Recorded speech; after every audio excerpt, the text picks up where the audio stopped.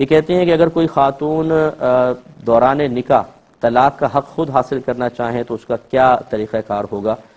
دیکھیں ابھی نکاح ہوا نہیں، طلاق کی باتیں پہلے شروع کر دی۔ اللہ تعالیٰ رحم فرمائے ہماری حالتوں پر کہ ہم لوگ مطلب یہ کہ ملاپ کی بات تو بعد میں ہوگی، پہلے جدائی کی بات کر لیں، پہلے ہی بدمزگیاں پیدا کر دیں اس نکاح کی محفل کے اندر، اور منحوس لفظ جو طلاق ہے، جس کو حلال چیزوں میں سب سے زیادہ مبغوض جو اللہ کی بارگاہ میں ہے وہ طلاق ہے، تو اس کو پہلے ذکر کر دیں، تو ایسی مصیبت کون سی پڑی ہے؟ اگر آپ یہ سمجھتی ہے کہ طلاق کا عورت کو مل جائے گا تو مرد کا ہر حق سلب ہو جاتا ہے، ایسا نہیں ہے۔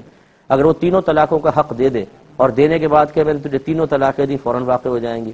اس طرح کی چیزوں کے بارے میں ہرگز نہ سوچیں۔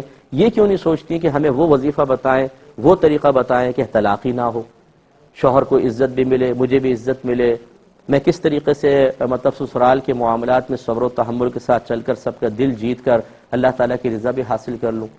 تو یہ مطلب یہ کہ ہمارا مشورہ ہے کہ اس قسم کی باتوں پہ توجہ نہ کریں۔ یہ لوگ کہتے ہیں کہ حق لے لو طلاق کا تاکہ تمہیں پروٹیکشن حاصل ہو، کبھی اگر تمہیں تنگ کرے اور طلاق نہ دینا چاہے تم اپنا حق استعمال کر لینا، لیکن یہ نہیں سوچتے کہ اس کے کتنے منفی اثرات طبیعتوں پر، اذہان پر منتقل ہوں گے۔ بعض اوقات تو شوہر ضد میں آ جاتے ہیں لڑکے والے کہ اچھا طلاق کا انہوں نے حق مانگا ہے، وہ پہلے سے غصے میں آ جاتے ہیں، بعد میں جا کر پھر اور تنگ کر کے طلاق دے دیتے ہیں۔ تو اس قسم کی باتیں نہ کریں۔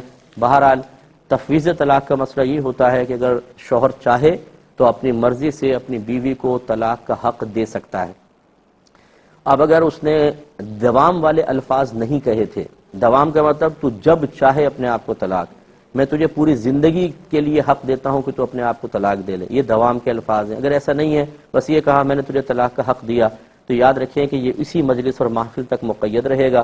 جیسے ہی انہوں نے کھایا پیا اٹھ کر چل پڑے، کوئی دنیاوی بات کر لی، یہ حق ساقط ہو گیا۔ ایک تو یہ بڑی مطلب ہے کہ نادانی ہوتی ہے کہ اس پہ نکاح نامے میں لکھوا دیتے ہیں، وہ بھی ایجاب و قبول سے پہلے بعض اوقات بھر لیتے ہیں۔ ایجاب و قبول سے پہلے اگر بھر لیں گے تو یہ تو پھر تفویض بھی نہیں ہوگی، کیونکہ ابھی تو میاں ہی نہیں بنا، تفویض کیا کرے گا؟ اور اگر بالفرض مطلب شوہر کے قبول سے پہلے کیا تو ضائع، اور قبول کے بعد بھی کیا اور دوام والے الفاظ نہیں لکھے ہیں تو جیسے ہی وہ نکاح کی مجلس ختم ہوگی یہ حق ساقط ہو جائے گا۔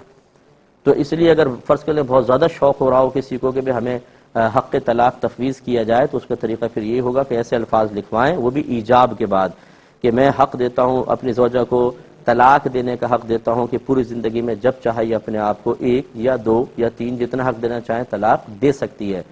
لیکن جیسے میں نے پہلے کہا کہ اس کا مطلب یہ نہیں ہے کہ شوہر سے حق طلاق ساقط ہو گیا، یہ جب طلاق دے گا طلاق دے سکتا ہے، واقع ہوگی۔ ایک انہوں نے پوچھا ہے کہ حدود حرم کا تعین کیسے کریں؟ دیکھیں آپ نہیں کر سکتے حدود حرم کا تعین، یہ اللہ کے نبی نے کروایا، اور وہیں کے مقامی لوگوں سے آپ معلوم کریں جو شرطے وغیرہ کھڑے ہوتے ہیں، وہی آپ کو بتا سکیں گے۔ باقی اس طرح کے خود مقامات سے تعین کرنا کہ شاید حدود حرم میں ہوگا نہیں ہوگا، اس میں غلطی واقع ہوگی، وہ لوگ بتائیں گے، انہی کے کہنے پر عمل کیا جائے۔